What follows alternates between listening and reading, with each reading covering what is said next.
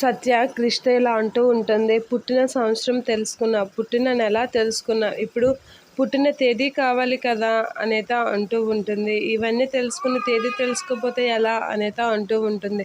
నీ దిమాక్లో ఒక క్లూ ఉంటుంది కదా, అది ఇవ్వు వెతుకుతాను అని చెప్పేత అంటూ ఉంటాడు క్రిష్. ఇక తిను నా ఫ్రెండ్ అనేది చూపిస్తూ ఉంటుంది. అయితే అనంటే తిను ఒక హాస్టల్లో ఉంటుంది. తన రూము నెంబరే నా పుట్టిన డేట్ అనేది అంటూ ఉంటుంది.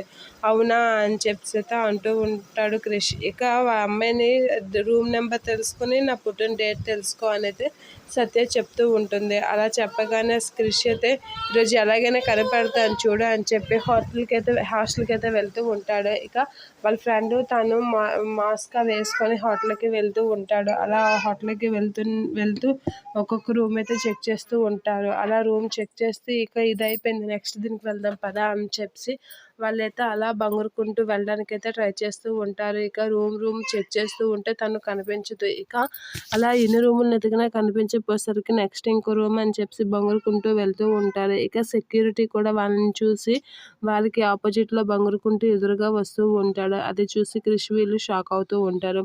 దొరికిపోయామా ఏంటా అనేది మనసులో అనుకుంటూ ఉంటారు. ఏం చేస్తున్నారు అని సెక్యూరిటీ అడగగానే ఆడుకుంటున్నాం అని చెప్తూ ఉంటాడు క్రిష్.